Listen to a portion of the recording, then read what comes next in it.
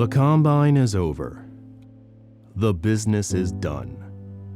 All the players competed, and nobody won. All the urines were sampled. All the wonders were licked. No more steakhouses, handshakes, or stopwatches clicked. Every hand, head, and hole has been measured twice right. And now, with full hearts, we must say, good night. Good night, bench press. Good night, pass. Good night, gauntlet. And the 40-yard dash. Good night, vertical. Good night, moon. Good night, three-cone and the media room. Good night, spandex, sucked up there. Good night, football, everywhere.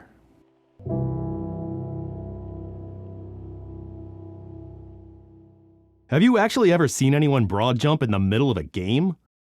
Man, you look like a crazy person.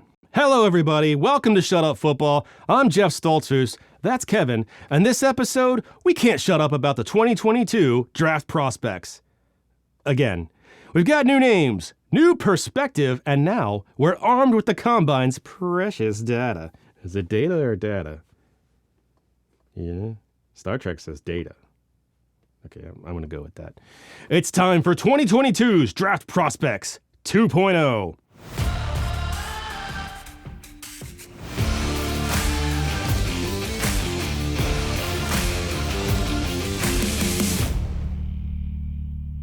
Please subscribe to this YouTube channel. It helps me out a lot, and it doesn't cost you a thing. And hit the thumbs up button. You don't have to smash it. Hulk not mad. Just give it a little tussle. It helps like-minded people find the show. Or something, I don't know. I still believe this receiver class doesn't hold any A-plus talents. That being said, it might just be the deepest at the position I've ever seen. Jameson Williams is my favorite. But you could make a case for Garrett Wilson, and I wouldn't argue. They're that close to me. They're both hyper-talented, super-fast receivers from big schools. We're talking about 1A and 1B here. The drama begins with Treylon Burks, who I still have listed in level 1, but I'm growing concerned with. And not because of his 40 time, I already had speed concerns with him coming into the combine. But a 4.55 isn't bad. Larry Fitzgerald ran a 4.5, as did Antonio Brown, but they're route technicians. My concern with Burks remains he's not as gifted with his technique and is limited to only winning with physicality, not technique or speed. Obviously, he can win that way. He has, a lot. But that's not my favorite type of receiver. Everybody's been comparing him to A.J. Brown because of his build, but I don't think that's right now. Brown was faster and has different skills. I found a better comp. Similar speed, height, and only a little bit heavier. Derrick Henry. He's a Derrick Henry receiver. Is that good or bad? I have no clue. So with a very skeptical eyebrow raised, he is my current number 3. I don't have questions about Jahan Dotson. His 4.4 speed wasn't a surprise. He is who we thought he was. A lot of people are hip to George Pickens now. An analyst I respect even went so far as to compare him to A.J. Green. And yeah, I see it. Concerns remain, not about his ability, but his character. If he slips in the draft, it will be for that. But it's hard to imagine a 6'3" receiver with 4.4 speed slides far in the draft. Christian Watson, new to the list and high on it, 6'4" at 208 pounds and runs a 4.3. On tape, he looks like a home run hitter.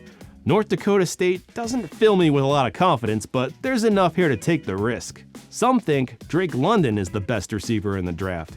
So why am I so low on him? It's not because he does anything wrong. There's a lot to like. He's big, he's productive. It's just a gut feeling. I'd rather listen to my gut and be wrong than listen to somebody else and be wrong. London's good, but right now, I just like others before him. Alec Pierce tested well, but I was high on him already. I still think he compares to Jordy Nelson, and not just because he's white. He tested better than Jordy, by the way. I gave a slight bump to Chris Olave, not because of the combine. We knew he was fast. Maybe I'm just wearing down to the hype about his superior route running. He's fine. I'd be shocked if he didn't go to the Eagles, so I guess I better just get on board. John Metchie's metrics weren't great, but there's too much to like here. And once he's drafted, people forget about that. On to level 3, and there's still plenty to love here. The ball wasn't always put on Bo Melton, but he got it anyway. Send it anywhere near his orbit and he sucks it up. Plus, he's got elite speed. He's new to my list since last time and continues to rise. I'm all about Bo. Kyle Phillips, another new name on the list. He won't blow you out of the gym, but he's a beast on the field. In that respect, he reminds me of Hunter Renfrow. Put him in the slot, and he might be able to contribute in year 1. I give a slight bump to Calvin Austin and Skyy Moore. I'm a little down on Jalen Tolbert for the same reasons as Treylon Burks. He's got good speed and size, but I like my receivers with more technique. What the hell, David Bell? Those metrics are not good. I wasn't a huge Bell-liever before this, but this shocked even me. That being said, it might just have lowered his value enough that I'm not totally out on him. He didn't suddenly become a bad football player. So if the cost is right and the team is right, I'm back in. I still can't wrap my brain around Wan'Dale Robinson at the next level. He's so small. He's a great player. I'm just concerned he's going to end up some kind of gadget player or disappear into someone's pockets. I don't want any part of that. Tyquan Thornton is actually more than just his combine best 40 time. In college, he was used like a possession receiver, and that's not what he is. He's too thin to play that role. He'll get out-muscled by physical corners and press coverage, but he could be a great field-stretching Z receiver. In the right system, like maybe the Chiefs, he could be a very valuable role player. Khalil Shaker is still hanging around. He tested well at the combine. I do not have strong opinions on him. There are 2 guys at the top, I believe equally as good as last year's top backs, or maybe even better.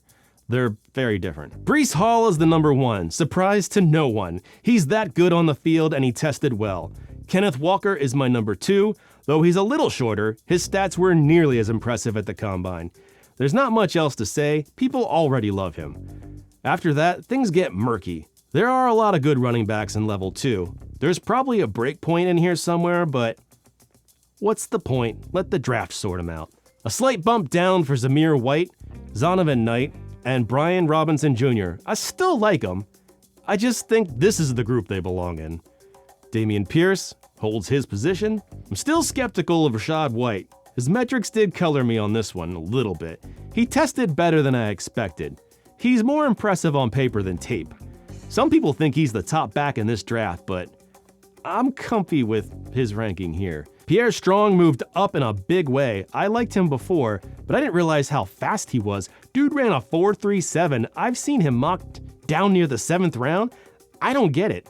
Is it because he's a small school guy? This guy could be a bargain. Maybe to the Broncos? The Lightning to Javonte Williams Thunder?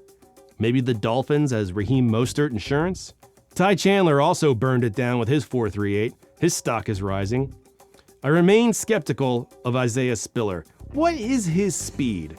He opted out of the 40 because of an injury, but he looks slow on his college tape.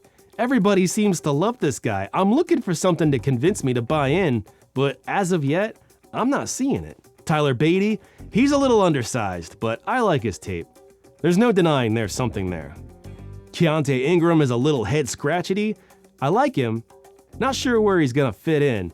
He's got decent metrics, and at 22, he's a little younger than a lot of these guys. Someone help me out. What is the difference between Keontae Ingram and Rachaad White? They seem very similar. Height, weight, speed, good but not great runners. It feels like Keontae is the forgotten one, and I'm not sure why. Tyler Algier, buddy, what happened? He was a favorite in the first impressions video, but 4.6 speed? A little laggy. That's in the Zach Moss, Alexander Madison category. Not the end of the world, but disappointing for sure. Abram Smith is a converted linebacker, and he runs like one. He's a violent runner.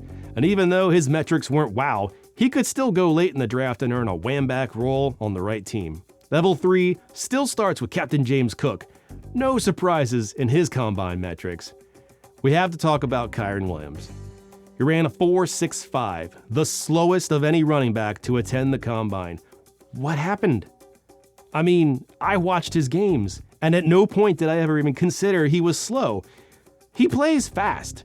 The problem is, he's 5'9", 194. and he ran 4.65. It's not a nail in the coffin, but he's probably going to slide down draft boards, which means his opportunities to prove himself will probably suffer. But Williams is a damn good back with a lot of skills outside of speed. A lot of teams could use a back like him in their rotation. Keep an eye out for that landing spot. The big change to my tight end list is I no longer believe anyone belongs on level 1. But there are a lot of level 2 guys. I still like this tight end class. I think it's deep, but there's something about each one that bothers me. McBride, Dulcich, and Weidemeyer are all a skosh shorter than I like, but probably the best in class. They're all 6'4". That's normal. George Kittle is 6'4". Personally, I like my tight ends to be a little taller. Dulcich could be my favorite. Dulcich, or possibly undercover James Franco researching a new role, not only has a great ability to find space on the field, but he also shows great moves. Look at this touchdown versus Utah. He beats the defender and finds a tight window in the end zone for the score. It's his move at the line that impresses me the most. If he can win like this consistently in the NFL, he's going to be big. He still has a lot to improve on. I'd like to see him evade and break more tackles. Too often, he leaves yards on the field. Jelani Woods is 6'7" with 89th percentile speed. This is the size and athleticism I'm loving. He's a freak, and I mean that respectfully. So why isn't he higher? Well, he's not quite as sure-handed as the others, and that's not surprising. He hasn't been a pass catcher that long. He was a quarterback in high school. He converted to tight end in college, so there's still room to grow. Kohler has skills and size, but his speed was lacking. I'm rising on Will Mallory. He's got the combo of size and speed I like. His tape is good. If he goes to a team with an older vet in front of him, I'd probably sneak him onto my roster. Ruckert, Likely, and Otten are all solid too. I don't see any of these guys being major contributors in their rookie season, but I like their upside for the long term. And much the same, I still don't like any of the quarterbacks to start this season or even play that much in their rookie year. They all need a deep marinade in the NFL's juices before they touch the field. Kenny Pickett was my lone number 1, the cream of the crop. And now other people are saying the same, so I don't sound so dumb. But then he went to the combine and holy shit, he's got itty-bitty baby hands. Babies can't throw footballs. His hands measured 8.5 inches. That's barely bigger than Kyler Murray. Not his hands, all of Kyler Murray. So Kenny Pickett can't be a professional quarterback. Sorry, Kenny. Good luck working at Merv's or the Shoe Barn or whatever. Or do I have a brilliant plan to save Kenny's ass? Don't worry, Kenny. Amazon's got you covered. Small hands? How about too many hands?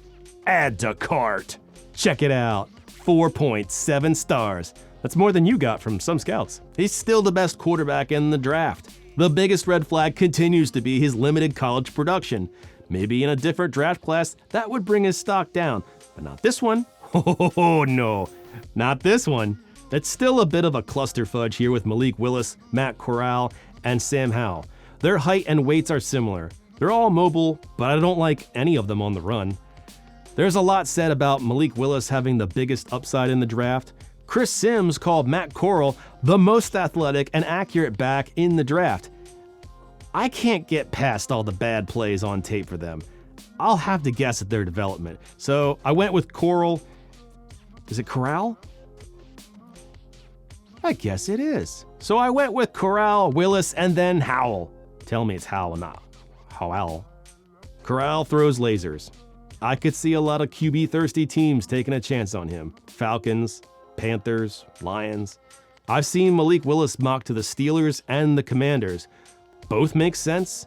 I'm betting on a Mitchell Trubisky resurgence, so I think he'd ride the bench his rookie year. If he went to the Commanders, Carson Wentz would shit a fully formed baby. You can't do that to Carson. You can't do Carson like that. He just got his third chance in the NFL. He can't be saddled with the burden of being the first man to birth a butt baby. The season would suffer and the Colts need him to play at least 70% for their draft pick to improve. What does it mean when one of the big assets of Sam Howell was his ability to run and his 40-time shows above 5 seconds? He's comped to Sam Darnold. Not typically known for his running ability, but Darnold had a much better 40. Baker Mayfield? Again, faster. Jimmy Garoppolo? Faster, but not by a lot. Tony Romo? About the same. Tom Brady ran slower and did just fine. Maybe Howell just tested poorly that day. Or maybe we just need to take the mobility out of his evaluation. I could see him going to the Saints. That seems like a pretty good fit. I like Bailey Zappi. I don't know what the NFL thinks of him, but he delivers the ball well all over the field. Carson Strong? Perhaps I was too harsh. I moved him up a little. He's still not my favorite, but there's some good stuff there. Desmond Ridder? I still don't get it. I must be watching the wrong games or something. I'm still out. So we've done first impressions, post-combine shuffle, and now we wait for the draft. Every step is an evaluation, and I love it. What do you think? Are my rankings rank, or have I ranked them right?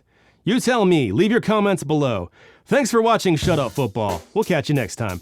Peace! Check the mic and make sure it sound right, boys.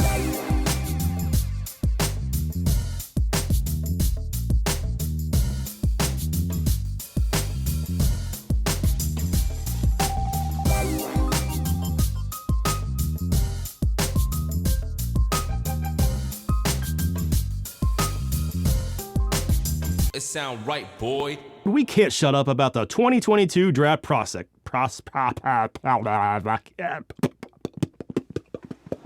Hello, everybody. Welcome to Shut Up Football. I'm Jeff Stoltzus. That's Kevin, and this prompter just started scrolling. Damn it. So what does it mean?